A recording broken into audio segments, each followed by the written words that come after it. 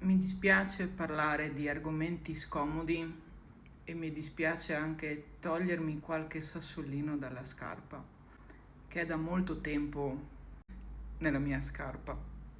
La famosa ma povera. E mi chiedo che senso ha fare tutto questo, oltre che divulgare, far presente, ricordare alle persone certe cose.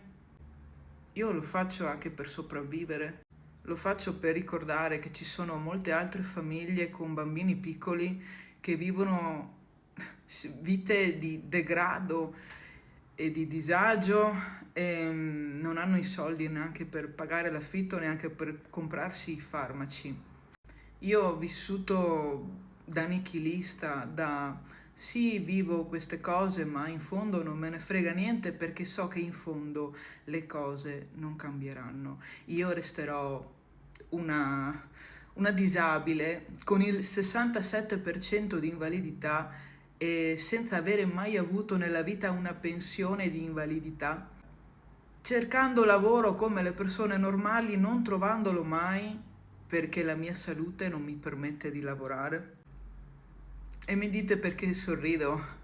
Dopo aver vissuto anni in depressione, di dipendenze, di vita al limite per sopravvivere ed ho fatto cose eh, al limite del legale, dell'illegale, dell'assurdo per cercare di comprarmi da mangiare, di pagare l'affitto, di comprarmi i farmaci.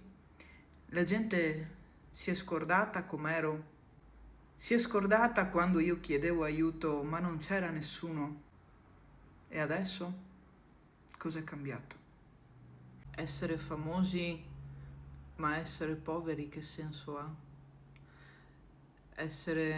Avere successo è fare quello che si ama fare guadagnandoci, sopravvivendo, riuscendo a fare una vita tranquilla e dignitosa. Ed è quello che sto cercando di fare in tutti questi anni. Grazie per chi mi ha supportata in tutto questo tempo.